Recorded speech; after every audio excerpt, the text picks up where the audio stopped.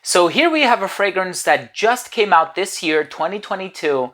This is from a brand that came out in 2019 based out of Egypt. Nilafar Du Nil is the name of the brand. The fragrance is called Tanis Tabac.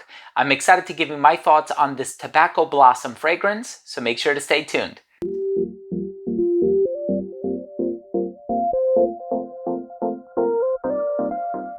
Before I begin today's video on Tanis Tabac by Nilafar Du Nil, and I tell you all about this tobacco-based fragrance, I do want to start things off by mentioning that if you are a fan of fragrance-related content, please do consider supporting the channel by subscribing to it.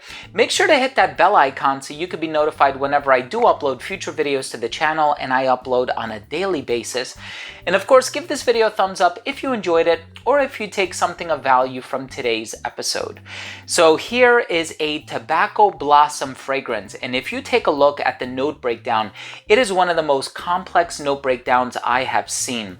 There is water lily, Egyptian jasmine, there's tobacco blossom, a styrax if I'm remembering correctly, a papanax, ambergris, ylang ylang, it's cloves. There are so many spices, so many floral ingredients, and a lot of woods in the base as well. But there are certain ingredients that really stand out to my nose as far as I'm concerned, and that is precisely what we're going to be focusing on during the smell presentation of this video. But let's go ahead and start things off with the presentation.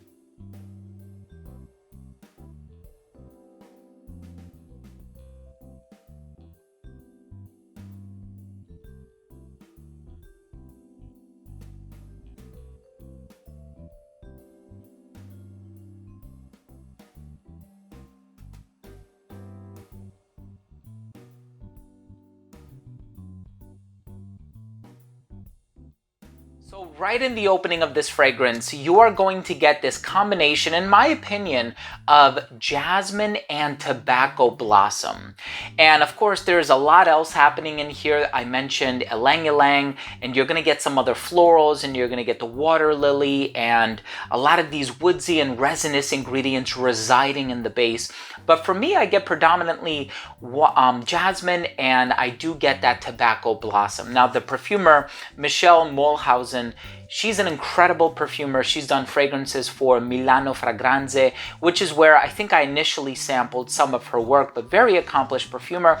And that's one of the things that I really love about this brand. They've worked with Chris Maurice and a few other perfumers. So with this fragrance, it opens up with this really nice, lush jasmine ingredient.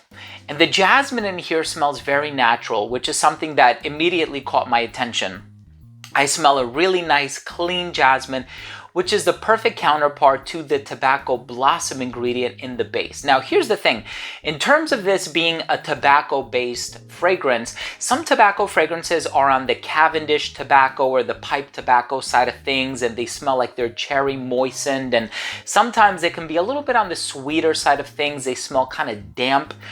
That's not the case with this fragrance. This is very bright, very fresh, very lively. I actually do perceive a nice bit of citrus in the opening. Nothing overly done. It's not overly citrusy, so it's not like an explicitly summertime fragrance. I think it's versatile in the sense that you can wear it all year long, but there is something about it that I feel like it does make it appropriate for the hotter weather. So spring and summer, this one would do very, very well.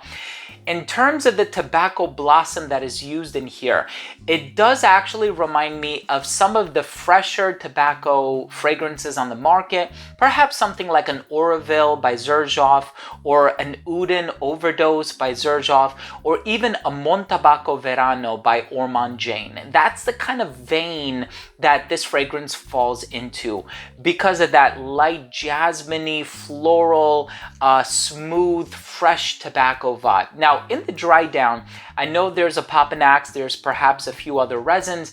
I don't get anything too dense or rich or balsamic about this fragrance, which is another element that allows this to be worn very comfortably in the hotter weather. I do get a little bit of that sandalwood ingredient in the base as well. Again, more on the creamy, woodsy side of things, not so much on the sweet and resinous side of things. And so it does contain a certain freshness that is preserved even in the heart and the dry down of this fragrance. And Overall, it's a really magnetic, warm, but not overly dense or thick or syrupy fragrance. It's a fresher take on the note of tobacco, and I suppose that that's precisely because it features tobacco blossom as opposed to an actual pipe tobacco or something like that. Now, I would be remiss if I didn't mention the tuberose that is in here, and I think the tuberose adds to that natural smelling quality of the jasmine, and they work hand in hand with one another very, very nicely. I know there are some spices in here, namely clove, as well as a few other spices, perhaps even cinnamon.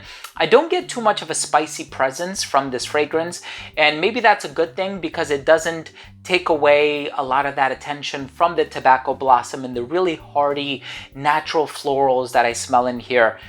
This is an exceptionally well done fragrance, really high quality, and I know I also have a couple others from the brand, Nilafar being another one, which is an amazing Chris Morris composition. I look forward to reviewing that next, but this is the one that I chose to review first because I think it is appropriate for the hotter weather. And as of the time that I'm shooting this video, today's actually the 4th of July. I'm not sure when I'm going to publish this video, but it's perfect for this time of the year. Let's go ahead and finish things off with my overall assessment. Now, first up, in terms of the uniqueness and the overall smell, you're definitely looking at a unique fragrance. I know I mentioned a few others like Mon Tabaco Verano by Gourmand Jane and a few other tobacco blossom fragrances from Xerjoff, but this one does stand out in the sense that it has a really nice balance of the clean white floral ingredients, namely the jasmine, and the tobacco blossom that gives this fragrance a really nice personality, thus making it very wearable in the hotter months. And it is a very accommodating aroma. I feel like a lot of people will really gravitate to this smell. Longevity on this one was very good. I got 8 hours on my skin. Projection was great for the first hour and a half of application. It did radiate beyond an arm's length. In terms of the versatility, hotter weather, you can dress this one up, you can dress it down. It does have a formal vibe about it, but I think it's an even 50-50. Totally unisex. Had it been more on the pipe tobacco side of things, I would have said it might lean a little traditionally masculine, but I think it's perfectly unisex. Anybody of any age can enjoy this one as well. And in terms of the presentation, I really do like the presentation, the attention to detail on the box and the sturdy construction of the presentation, the bottle, everything looks really nice, classy, elegant, and timeless. My final verdict on this fragrance is if you are looking for a floral take on tobacco, namely tobacco blossom, you like ingredients like jasmine, tuberose, sandalwood with a touch of spice, definitely check out this fragrance by an Egyptian brand that came out in 2019. Tanis Tabac is a great fragrance for you to check out. Thank you so much for joining me today. I really hope you enjoyed this video. If you did, of course, please do consider supporting the channel by subscribing to it. It would mean so much to me, and it's absolutely free for you. Make sure to hit that bell icon and enable all notifications so that you can be notified whenever I do upload these daily fragrance videos. And of course, give this video a thumbs up if I gave you the opportunity to learn about a new fragrance today, or if you took something of value from today's episode. Thanks again for watching. Love you guys. We'll see you tomorrow. Bye.